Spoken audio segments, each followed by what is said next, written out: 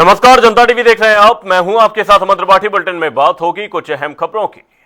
देहरादून में उत्तराखंड एसटीएफ के वरिष्ठ पुलिस अधीक्षक अजय सिंह ने बताया कि उधम सिंह नगर से मोहम्मद सलाउद्दीन को हिरासत में लिया गया है। उस पर सोशल मीडिया प्लेटफॉर्म के माध्यम से युवाओं को प्रभावित करने और कट्टरपंथी और राष्ट्र विरोधी विचारधारा को बढ़ावा देने के आरोप हैं। एसएसपी अजय सिंह ने कहा कि प्रारंभिक जांच में सामने आया कि आरोपी की गतिविधियां सामाजिक सौहार्द, राष्ट्रीय एकता, अखंडता और सुरक्षा को प्रभावित करने वाली हो सकती हैं। कुछ दिनों से इनपुट प्राप्त हो रहे थे कि सोशल मीडिया, खासकर सिग्नल, टेलीग्राम ऐसे ऐप्स के माध्यम से देश विरोधी गतिविधियों में कुछ लोग लिप्त होने की संभावना है और उनका फोकस एरिया बताया गया कि उधम सिंह नगर से वो एक्टिवेटेड है। इसके आधार पर एक स्पेशल टीम जो हमारी साइबर पेट्रोलिंग का काम करती है उनको लगाया गया था और जो गोपनीय इनपुट उनकी पेट्रोलिंग द्वारा पता चला कि एक व्यक्ति सलाउद्दीन है जो लगातार विभिन्न जो है टेलीग्राम के ग्रुप्स और सिग्नल के ग्रुप्स पर लोगों से जुड़ा, खासकर जो देश के बाहर जो बैठे हैं, खासकर पाकिस्तान और मलेशिया से कनेक्टेड है। इसके आधार पर उसको पूछताछ के लिए टीम द्वारा लाया गया था और पूछताछ उपरांत जब सारे फैक्ट्स को उसके फोन को चेक किया गया और जो डेटा रिकवर किया गया तो उससे पाया गया कि देश विरोधी गतिविधियों और उस तरह के आतंकवादी घटनाओं को लोगों को प्रेरित करने के लिए लगातार जो है ऐसे ग्रुप से जुड़ा हुआ था। कैबिनेट मंत्री प्रदीप बत्रा ने नीट के अभ्यर्थियों को लेकर बड़ा बयान दिया। उन्होंने कहा कि राज्य सरकार युवाओं और प्रतियोगी परीक्षाओं की तैयारी कर रहे अभ्यर्थियों के साथ मजबूती से खड़ी है। उन्होंने बताया कि मुख्यमंत्री पुष्कर सिंह धामी के निर्देश पर नीट परीक्षा में शामिल होने वाले अभ्यर्थियों को 2 दिनों तक रोडवेज बसों में निःशुल्क यात्रा की सुविधा दी गई है। अभ्यर्थी अपने एडमिट कार्ड दिखाकर परीक्षा केंद्र तक आने जाने के लिए सुविधा का लाभ उठा सकेंगे। हमारी सरकार लगातार युवाओं के साथ है, अभ्यर्थियों के साथ है। जो भी अभ्यर्थी नीट का एग्जाम देने जा रहे हैं, हमारे परिवहन विभाग द्वारा माननीय मुख्यमंत्री के आदेश से जो है बस का किराया निःशुल्क किया गया है और जो भी अभ्यर्थी एग्जाम देने जाएंगे 2 दिन के लिए उनके आने और जाने के समय पर जो अपना आई कार्ड दिखाएंगे उनके लिए बस यात्रा मुफ्त होगी और निःशुल्क बस का किराया होगा। वो आराम से जा सकते हैं, आराम से आ सकते हैं और सभी यात्रियों को, सभी अभ्यर्थियों को, सभी जो एग्ज़ाम देने पार्टिसिपेंट आ रहे हैं उनको शुभकामनाएं और बधाई। उनके लिए अच्छा एग्ज़ाम दें और खूब मेहनत करें और अपने प्रदेश का और देश का नाम रोशन करें। देहरादून में कैबिनेट की मीटिंग को लेकर सीएम धामी ने कहा कि साल 2014 में प्रधानमंत्री नरेंद्र मोदी के नेतृत्व में केंद्र सरकार बनने के बाद उत्तराखंड की कई लंबे समय से लंबित परियोजनाओं को नई गति मिली है। उन्होंने कहा कि ऋषिकेश कर्णप्रयाग रेल परियोजना, 4 धाम ऑल वेदर रोड, हवाई अड्डों के विस्तार और प्रदेश में बेहतर कनेक्टिविटी के लिए तेजी से कार्य किए जा रहे हैं। सीएम धामी ने बताया कि लखवाड़, जमरानी, सौंग और हिमाचल प्रदेश उत्तराखंड की साझा किशाऊ बांध परियोजना पर भी सहमति बनी है। इन परियोजनाओं में 90% वित्तीय सहायता केंद्र सरकार देगी, जबकि 10% खर्च राज्य सरकार वहन करेगी।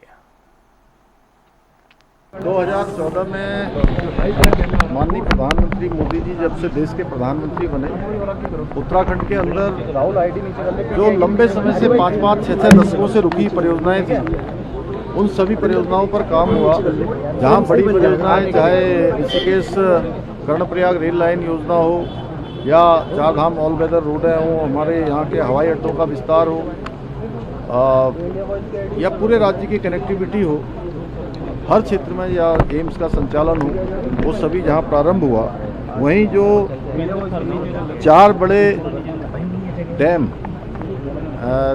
चाहे वो लखवाड़ बांध हो, जमरानी बांध हो या सौंग बांध हो या अब जो हिमाचल और उत्तराखंड दोनों के बीच में बनेगा राष्ट्रीय महत्व की परियोजना किसाऊ डैम, उस परियोजना को भी एक तरह से पूरी तरह से आम सहमति बन गई है। उसके बनने का रास्ता प्रशस्त हो गया है। मैं आदरणीय प्रधानमंत्री जी का, आदरणीय गृह मंत्री जी का बहुत धन्यवाद करता हूँ कि लंबे समय से ये योजना बन रही थी लेकिन धरातल पर नहीं उतर पा रही थी। अब सभी राज्यों में सहमति बन गई है और उत्तराखंड राज्य को भी इसका बड़ा लाभ होगा, जहां हमको सिंचाई और पेयजल के लिए पानी मिलेगा और बिजली का बड़ा घटक भी हमको मिलने वाला है और 90-10 के अनुपात में ये योजना बनाई जाएगी, यानी कि 90% जो धनराशि खर्च होगी वो केंद्र सरकार देगी और 10% धनराशि राज्य सरकार को वहन करनी पड़ेगी। मसूरी में सड़क सुरक्षा को लेकर एक बार फिर लापरवाही देखने को मिली है। आपको बता दें कि मसूरी देहरादून मार्ग पर लगी सुरक्षा रेलिंग पिछले 1 हफ्ते से क्षतिग्रस्त पड़ी है, लेकिन अब तक उसकी कोई मरम्मत नहीं कराई गई। आसपास के रह रहे लोगों का कहना है अगर वक्त रहते रेलिंग की मरम्मत नहीं कराई गई तो बड़ा हादसा हो सकता है। स्थानीय लोगों ने आरोप लगाया कि न तो चेतावनी बोर्ड लगाए गए हैं और न ही सुरक्षा बैरिकेडिंग की गई है। उनका कहना है कि रोजाना अधिकारी इसी मार्ग से गुजरते हैं, इसके बावजूद समस्या की अनदेखी की जा रही है। हो चुका पहले भी ऑलरेडी यहाँ पर और रोड भी हो सकता है क्योंकि रोड बड़ी नैरो है यहाँ पर और इस वजह से यहाँ पर पहले भी गाड़ी गिर चुकी है और हो सकता है भविष्य में बच्चे भी गिर सकते हैं नीचे। कोई भी रोड वाइडनिंग का ढंग से करके होते थे यही उन्होंने लगवाई थी, उसके बाद तक इस रोड में कोई काम नहीं हुआ। भीड़ बहुत ज्यादा है इस रोड पे, बहुत ज्यादा भीड़, जाम बहुत ज्यादा है। पीछे भी हम अभी 1.5-2 घंटे स्टक हुए उस वाले रोड पे, लेकिन अब गाड़ी ड्रॉप करके टैक्सी से यहाँ से जा रहे हैं। अभी भी तक जाम में अटके हुए हैं। ये सामने रेलिंग टूटी है, इसको लेकर क्या कहना चाहिए? ये तो सेफ्टी पर्पज से ठीक होनी चाहिए, ये ठीक नहीं है, ठीक होनी चाहिए। उत्तराखंड कांग्रेस के प्रदेश प्रभारी कुमारी सैलजा का 2 दिवसीय उत्तराखंड दौरा अचानक बीच में ही समाप्त हो गया। राजधानी देहरादून पहुंची कुमारी सैलजा ने पहले दिन जिला अध्यक्षों और पार्टी के वरिष्ठ नेताओं के साथ महत्वपूर्ण बैठकें की। हालांकि दूसरे दिन भी वरिष्ठ नेताओं के साथ उनकी बैठक प्रस्तावित थी, लेकिन अचानक उन्हें अपना दौरा बीच में छोड़कर वापस जाना पड़ा। कांग्रेस का कहना है कि उनके गृह क्षेत्र में अचानक एक महत्वपूर्ण घटना होने के कारण उन्हें तुरंत रवाना होना पड़ा। अचानक से कोई हादसा हो गया जिसमें कुछ लोगों के साथ हताहत हुआ है, इसी वजह से उनको जाना पड़ा है और अपने क्षेत्र को तो देखना ही पड़ता है, लेकिन वो फिर आएंगे। हमारी प्रभारी हैं और जो पहले दिन की मीटिंग्स हैं वो बहुत अच्छी तरह से हुए और पूरा दिन जो है चर्चाओं का दौर चला। उन्होंने संगठन के अलग अलग विभागों के प्रकोष्ठों के पदाधिकारियों से मुलाकात करी और एक रोड मैप तैयार किया गया है आने वाले चुनावों को देखते हुए, अपने संगठन को मजबूत करते हुए। और आने वाले समय में और भी ऐसी मीटिंग्स होंगी जिससे मजबूती से हम सरकार के खिलाफ खड़े होकर उनसे सवाल भी पूछे, जनता के साथ खड़े हों और इस सरकार को हटाने की प्रक्रिया की शुरुआत ढंग से करी जाए। देहरादून में रिस्पना नदी के पुनर्जीवन और स्वच्छता अभियान को जिला प्रशासन ने तेज कर दिया है। जिलाधिकारी डॉक्टर आशीष चौहान अभियान की नियमित समीक्षा कर रहे हैं। मानसून सीजन को देखते हुए नगर निगम ने नदी से मलबा और कचरा हटाने के लिए 10 जेसीबी और 15 डंपर तैनात किए हैं। पुलों की सुरक्षा और जल निकासी व्यवस्था को सुचारू बनाए रखने के लिए लोक निर्माण विभाग समेत संबंधित विभागों को आवश्यक दिशा निर्देश दिए गए हैं।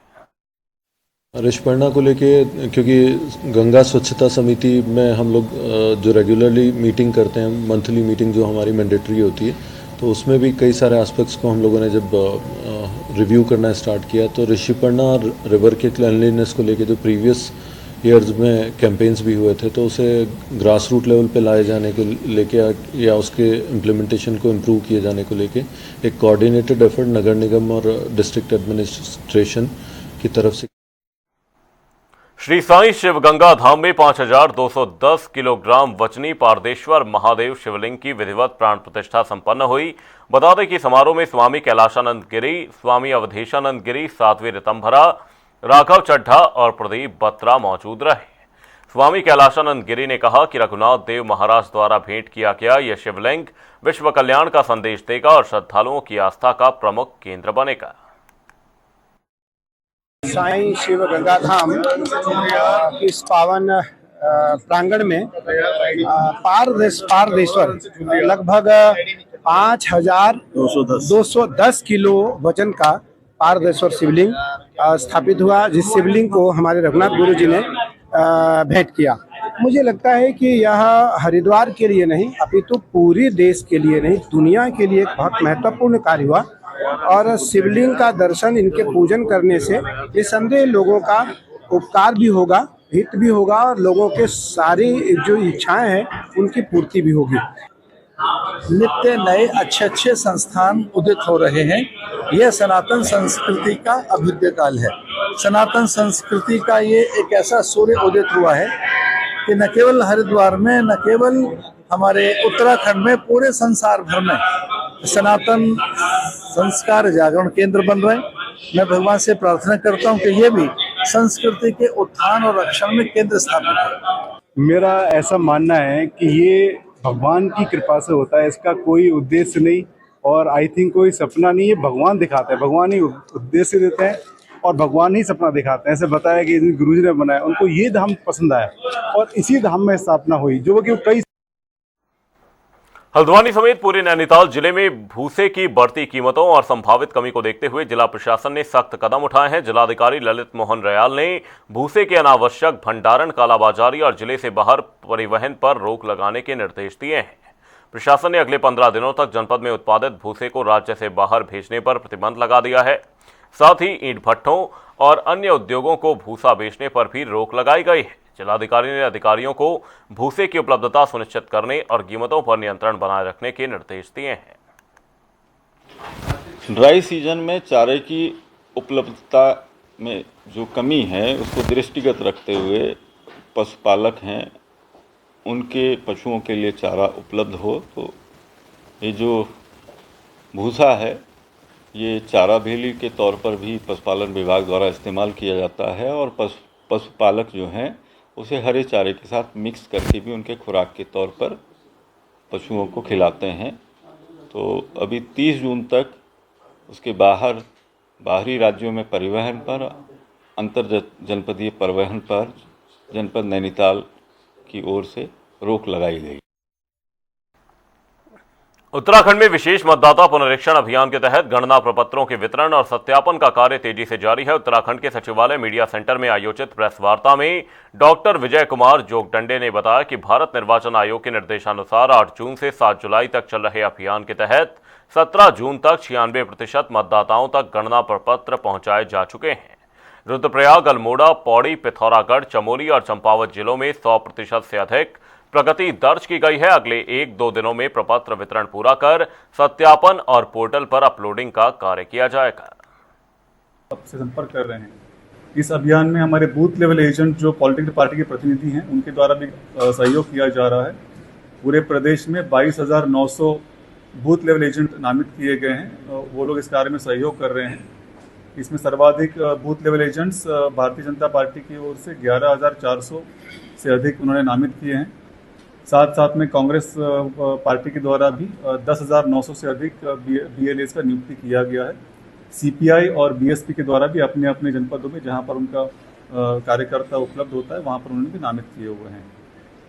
अगला जो चरण होगा जो 7 जुलाई के बाद होगा, उसके लिए भी मैं सभी जनपदों से और सभी जो हमारे पॉलिटिकल पार्टीज उनसे अनुरोध करना चाहूँगा। 7 जुलाई का जो हमारा समय निर्धारित है उससे पहले जो भी हमारा शेष मतदाता होंगे उनसे संपर्क बनाना। ऐसे मतदाता जो एब्सेंट, शिफ्टेड, डेथ, डुप्लीकेट इस प्रकार की श्रेणी में दर्ज होंगे उनकी सूचियां प्राप्त करना। उसमें कुछ त्रुटि होगी तो उस त्रुटि से BLOs को अवगत करना, उनके नाम शामिल करने के लिए उनसे गणना प्रपत्र भरवा कर लेने के लिए थोड़ा प्रयास करना।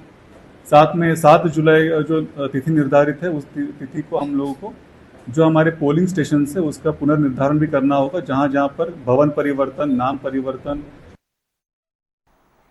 बाजपुर के ग्राम नरखेड़ा में मनरेगा योजना के तहत बनाए गए नाले के निर्माण कार्य को लेकर ग्रामीणों ने गंभीर आरोप लगाए हैं। ग्रामीणों का कहना है कि नाला निर्माण में घटिया सामग्री का उपयोग किया गया, जिससे निर्माण की गुणवत्ता प्रभावित हुई है।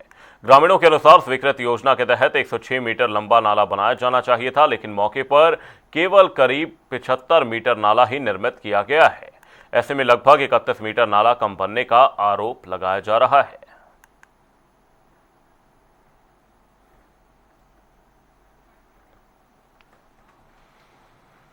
उत्तराखंड में राशन कार्ड से जुड़े नियमों में जल्द बदलाव हो सकते हैं। रेखा आर्या ने APL और अंत्योदय राशन कार्ड की आय सीमा की समीक्षा के निर्देश दिए हैं। इसके लिए एक समिति गठित की जाएगी जो जिला पूर्ति अधिकारियों के सुझावों के आधार पर नए मानक तय करेगी। साथ ही राशन विक्रेताओं का नवंबर से लंबित लाभांश 1 सप्ताह के भीतर जारी किया जाएगा।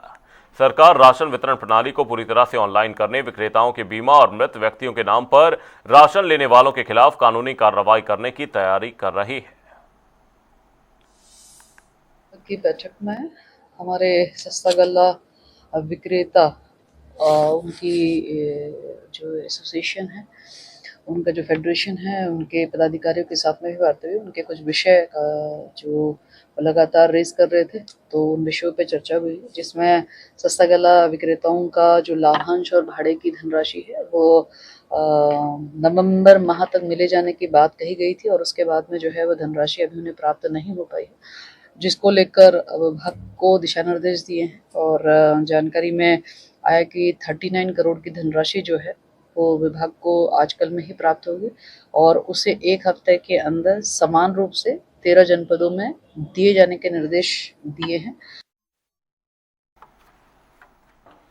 भारतीय राष्ट्रीय कांग्रेस की उत्तराखंड इकाई में लंबे समय से प्रदेश कार्यकारिणी का पूर्ण गठन नहीं हो सका है, जिससे संगठनात्मक गतिविधियां प्रभावित हो रही हैं। पूर्व प्रदेश अध्यक्षों के कार्यकाल में भी कार्यकारिणी का गठन लंबित रहा। प्रदेश अध्यक्ष गणेश गोदियाल के पदभार संभालने के बाद भी नई टीम के गठन का इंतजार जारी है। हालांकि गोदियाल ने जल्द ही कार्यकारिणी के गठन का भरोसा दिया है, लेकिन यह स्पष्ट नहीं किया कि नई कार्यकारिणी छोटी होगी या बड़ी। देखिए, कार्यकारिणी का स्वरूप तो तय हो गया है, छोटी बड़ी उसको जो आप नाम दें, लेकिन वो तय हो गया है। मैं उम्मीद करता हूं कि अगले 2-4 दिन में जारी होगी।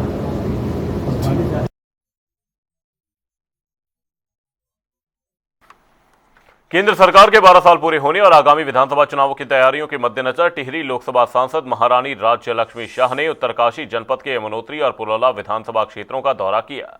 इस दौरान उन्होंने पार्टी कार्यकर्ताओं के साथ बैठक कर संगठनात्मक गतिविधियों और चुनावी तैयारियों की समीक्षा की। सांसद ने कार्यकर्ताओं से केंद्र सरकार की उपलब्धियों को जन जन तक पहुंचाने का आह्वान करते हुए कहा कि प्रधानमंत्री नरेंद्र मोदी के नेतृत्व में देश ने विकास के नए आयाम स्थापित किए हैं। इसके साथ ही उन्होंने कार्यकर्ताओं से आगामी चुनावों में सक्रिय भूमिका निभाने की अपील भी की है।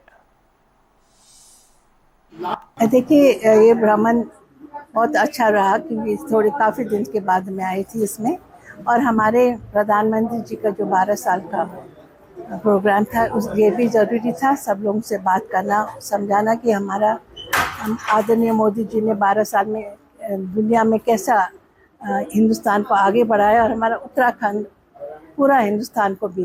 तो सब लोगों को, गांव-गांव तक, लोगों तक, अंतिम लोगों के तक ये बात समझाने के लिए कि क्या हुआ, कि इतना सालों में 12 साल में क्या किया बीजेपी गवर्नमेंट ने, मोदी जी का काम कैसे उन्होंने किया और लोगों को कैसे आगे बढ़ाए। उत्तराखंड में आगामी विधानसभा चुनावों से पहले चुनाव आयोग की भूमिका को लेकर कांग्रेस और बीजेपी के बीच सियासी बयानबाजी तेज हो गई है। कांग्रेस ने एसआईआर प्रक्रिया के जरिए मतदाताओं के नाम मतदाता सूची से हटाने का आरोप लगाते हुए चुनाव आयोग पर बीजेपी के इशारे पर काम करने का दावा किया है। वहीं बीजेपी प्रवक्ता मथुरा दत्त जोशी ने कांग्रेस के आरोपों को खारिज करते हुए कहा कि चुनाव आयोग एक स्वतंत्र और स्वायत्त संवैधानिक संस्था है। आयोग सभी राजनीतिक दलों से सुझाव लेने और जमीनी परिस्थितियों का आकलन करने के बाद ही चुनाव कार्यक्रम तय करता है। क्या जब इस देश में 60 साल से अधिक समय तक कांग्रेस का राज रहा, तब क्या चुनाव आयोग उनके कब्जे में रहता था? कि चुनाव आयोग एक संवैधानिक संस्था है और स्वतंत्र बॉडी है, वो अपना निर्णय लेने में खुद सक्षम है। कब चुनाव होंगे, क्या होंगे, अभी तो चुनाव आयोग ने राज्यों के दौरे नहीं किए हैं। कभी भी आपने देखा होगा कि चुनाव, जिस राज्य में चुनाव होते हैं वहाँ चुनाव आयोग 6 महीने पहले राज्यों के दौरे करता है, वहाँ की सारी स्थिति को समझता है, वहाँ के विभिन्न राजनीतिक दलों से, जो राजनीतिक दल उस प्रदेश में सक्रिय रहते हैं, उनसे सलाह मशवरा करता है। निर्वाचन विभाग के निर्देश पर हल्द्वानी विधानसभा क्षेत्र में एसआईआर अभियान के तहत प्रशासन ने निगरानी बढ़ा दी है। हाउस टू हाउस अभियान के दौरान एसडीएम और बाकी अधिकारी बीएलओ के साथ घर घर पहुंचकर मतदाताओं से संपर्क कर रहे हैं।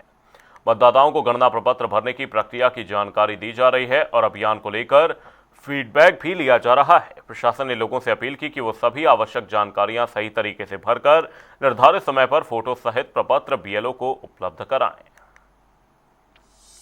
भारत निर्वाचन आयोग के निर्देशों के क्रम में राज्य में एसआईआर की प्रक्रिया चल रही है। हल्द्वानी विधानसभा में हमारे करीब 95% जो हमारे गणना प्रपत्र हैं उसका सभी 183 जो पोलिंग स्टेशन हैं उन पर वितरण हो गया है। अब गणना प्रपत्रों को वापस जमा कराते हुए उसको डिजिटाइज करने का काम चल रहा है। हमारे बीएलओ इसके लिए सभी बूथ पर घर घर जाकर काम कर रहे हैं। मेरा सभी जो राष्ट्रीय राजनीतिक दल हैं उनके बूथ लेवल एजेंट से, साथ में जितने भी अन्य राजनीतिक दल हैं और आम नागरिकों से अनुरोध है कि वो इस राष्ट्रीय कार्यक्रम में बीएलओ का सहयोग करें और अपने गणना प्रपत्रों को निर्धारित समय में भर कर वापस दें। उत्तराखंड में चारधाम यात्रा लगातार जारी है। लाखों की संख्या में श्रद्धालु चारधाम यात्रा के दर्शन कर चुके हैं। वहीं आगामी कांवड़ यात्रा भी सरकार के लिए बड़ी चुनौती है, जिसको लेकर धामी कैबिनेट में परिवहन मंत्री प्रदीप बत्रा एक्टिव नजर आ रहे हैं। कांवड़ यात्रा को लेकर सरकार की क्या रणनीति रहेगी और निर्माणाधीन कार्यों को कब तक पूरा कर लिया जाएगा, साथ ही सरकार किन व्यवस्थाओं को लेकर आगामी कांवड़ यात्रा पर विचार कर रही है, इन सभी सवालों को लेकर परिवहन मंत्री प्रदीप बत्रा ने जनता टीवी संवाददाता हर्ष सैनी से खास बातचीत की। क्या कुछ रहा इस बातचीत में, वो भी सुनिए। चारधाम यात्रा चल रही है, लाखों लोग दर्शन कर रहे हैं। आप परिवहन मंत्री हैं, बसों से भी और जो तमाम जो रजिस्ट्रेशन की जो प्रक्रिया चल रही है उसमें क्या किस तरीके से व्यवस्था की जा रही है? उत्तराखंड का सौभाग्य है, हमारे यहाँ जो है पूरे देश से विश्व भर से यात्री यहाँ पर आता है। तो अतिथि देवो भव का जो हमारा मूल मंत्र है उसको साकार करने के लिए हमारी सरकार लगातार काम कर रही है। माननीय हमारे मुख्यमंत्री पुष्कर धामी जी लगातार जो है वो मॉनिटर कर रहे हैं कि यात्रा सरल हो, सफल हो और सुगम हो और सुरक्षित हो। लगातार हमारे सभी विभाग जो है मिलकर काम कर रहे हैं, चाहे हमारा ट्रांसपोर्ट विभाग हो, चाहे शहरी विभाग हो, चाहे परिवहन हो, चाहे पर्यटन हो, सभी लोग सामंजस्य बनाकर काम कर रहे हैं और यात्रा सकुशल चल रही है। तो की बेटे सारे रिकॉर्ड तोड़ेगी और हमारे धर्मरक्षक धामी जी ने सभी इंतजाम करे हैं। केदारनाथ धाम है, बद्रीनाथ धाम है, हेमकुंड साहिब के लिए यात्रा का शुभारंभ हो चुका है। सभी जगह बताता हूँ कि यात्री जो है उनके लिए विशेष इंतजाम करे गए। कांवड़ यात्रा भी स्टार्ट होने वाली है, जिस तरीके से डाक कांवड़ भी चलती है और तमाम जो बसें चलती हैं और जो डीजे का जो वो लोग आते हैं, कांवड़िए बड़ी दूर दूर से आते हैं, तो किस तरीके से पूरी व्यवस्थाएं रहने वाली है? सरकार की क्या योजनाएं और सरकार किस रणनीति पर विचार कर रही है? सिर्फ तैयारियां शुरू हो गई हैं। जो इतने हमारे हाईवे बन रहे हैं उसको जल्द पूरा करने का निर्देश हमारे मुख्यमंत्री द्वारा दिया गया है, जिससे कि हमारे शहर जो है वो डिस्टर्ब ना हो, यात्रा सुचारू रूप से चलती रहे। तो लगातार हम लोग प्रयास कर रहे हैं और कांवड़ यात्रा भी सफल रहेगी और सफल रहेगी। तो ये थे कैबिनेट मंत्री प्रदीप बत्रा, जनता टीवी के साथ एक्सक्लूसिव बातचीत कर रहे थे अपने सहयोगी के साथ। मैं हर्ष सैनी, जनता टीवी के लिए, हरिद्वार। बुलेटिन में फिलहाल के लिए सिर्फ इतना ही, रुकेंगे एक छोटे से ब्रेक के लिए। देखते रहिए जनता टीवी।